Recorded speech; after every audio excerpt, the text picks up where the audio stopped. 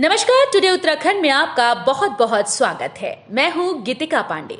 हमारे प्यारे राज्य उत्तराखंड से जुड़ी हुई खबरों को जानने के लिए टुडे उत्तराखंड को सब्सक्राइब करें और उत्तराखंड के किस जिले से ये वीडियो देख रहे हैं कमेंट बॉक्स में हमें जरूर बताएं। फरवरी मार्च में होंगी उत्तराखंड बोर्ड परीक्षाएं, जानिए बैठक में लिए गए अहम फैसले। शिक्षा मंत्री डॉक्टर धन सिंह रावत ने शिक्षा सत्र को नियमित करने के लिए विभागीय अधिकारियों को अभी से तैयारियों में जुटने के निर्देश दिए। विधानसभा कक्ष में हुई बैठक में मंत्री ने कहा कि सरकार का उद्देश्य बोर्ड परीक्षाओं को समय पर आयोजित कराकर परीक्षा पर समय पर घोषित कराना है।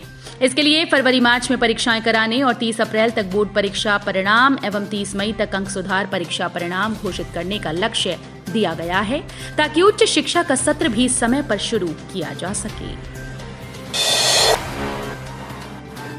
बर्फबारी से खूबसूरत हुआ नजारा, धाम में बड़ी ठंड, चरम पर श्रद्धालुओं का उत्साह। मौसम का मिजाज बदलते ही केदारनाथ धाम में बारिश के बाद बर्फबारी शुरू हो गई।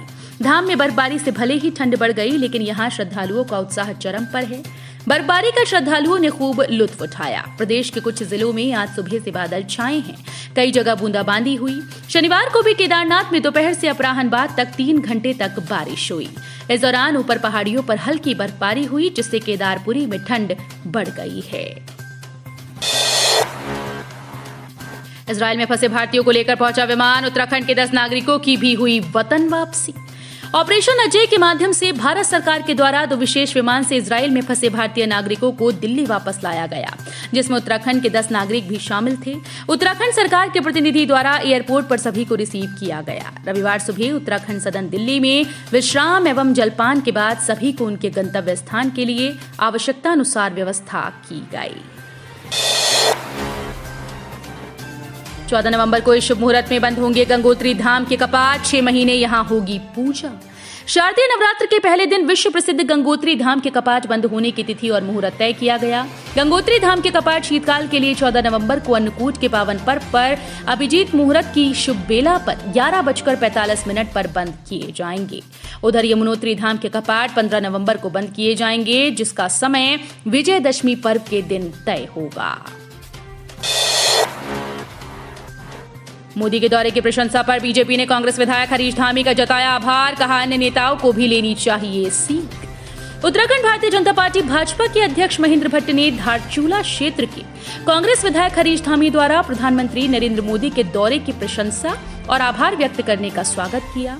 उन्होंने कहा कि दलगत भावना से ऊपर उठते हुए कांग्रेस के अन्य नेताओं को भी इससे सीख लेते हुए विकसित उत्तराखंड के लक्ष्य में सहयोग करना चाहिए।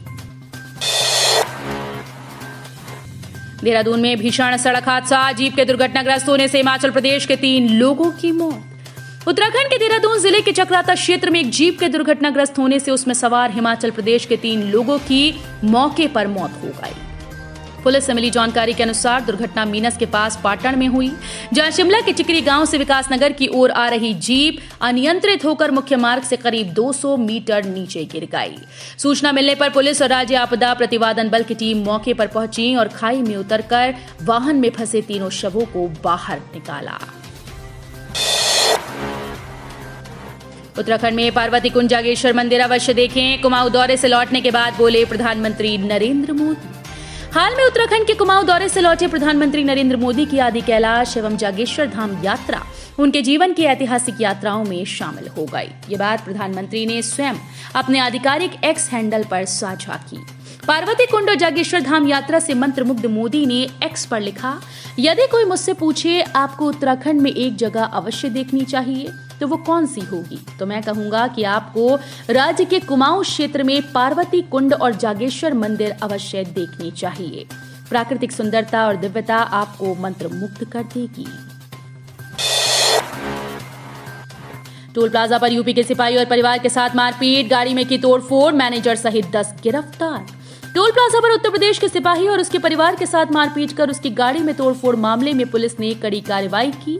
टोल कर्मियों के खिलाफ बहादुराबाद पुलिस ने लूट सहित प्रभावी धाराओं में मुकदमा दर्ज कर लिया है।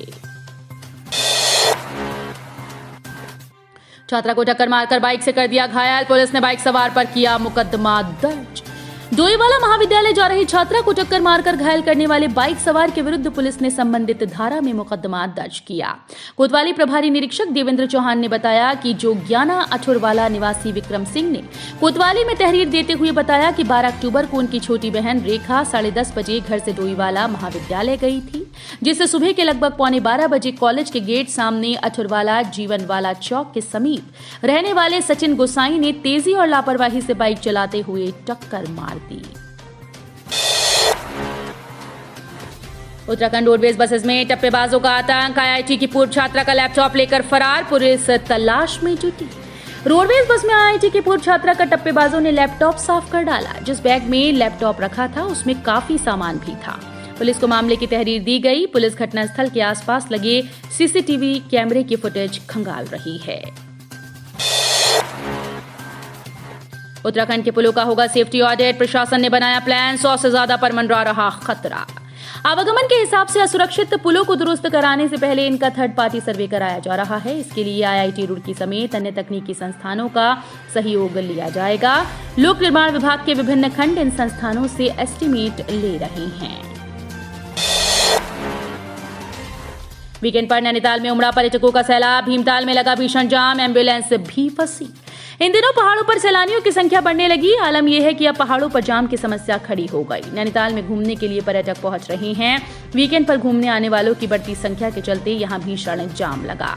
2 दिन के वीकेंड के चलते भीमताल में सैलानियों की आवाजाही बढ़ने से शनिवार की सुबह से शाम तक बाईपास मार्ग पर जाम लगने से सैलानी और यात्री घंटों परेशान रहे। बड़े केंद्र की राजनीति में व्यस्त। उत्तराखंड में हाथ खाली। भाजपा के आगे कमतर नजर आ रही तैयारी। वर्ष 2024 के लोकसभा चुनाव की तैयारियों के बीच उत्तराखंड में कांग्रेस के हाथ बड़े नेताओं से फिलहाल खाली दिख रही हैं। पार्टी राज्य की 5 सीट पर जीत का खम तो ठोक रही है, लेकिन सत्ताधारी भाजपा के आगे तैयारियां कमतर नजर आ रही हैं। अब वन उपज पर वन विकास निगम वसूलेगा शुल्क, जल्द होगा अनुबंध। प्रदेश में वन उपज पर मंडी शुल्क वसूलने को लेकर मंडी परिषद और वन विकास निगम के बीच रार दूर हो गई। अब वन उपज पर 2.5% मंडी शुल्क वन विकास निगम वसूल करेगा। बद्रीनाथ हाईवे पर वाहन की चपेट में आने से गुलदार के शावक की मौत। कार्रवाई में जुटा वन विभाग। श्रीनगर में बद्रीनाथ हाईवे पर एसएसपी के सीटीसी के सामने एक वाहन की चपेट में आने से गुलदार के शावक की मौत हो गई। पुलिस ने वन विभाग को इसकी सूचना दी। वन विभाग की टीम शावक के शव को कब्जे में लेकर नागदेव रेंज पौड़ी ले गई। कोतवाल श्रीनगर विनोद गुसाई ने बताया कि अज्ञात वाहन की चपेट में शावक के आने पर रात में ही वन विभाग को तत्काल सूचना दी गई थी। आगे की कार्यवाही वन विभाग कर रहा है। तो ये थी हमारे प्यारे राज्य उत्तराखंड से जुड़ी हुई कुछ खास और अहम खबरें। इसी तरह की लेटेस्ट अपडेट पाने के लिए अभी सब्सक्राइब करें टुडे उत्तराखंड चैनल को। धन्यवाद।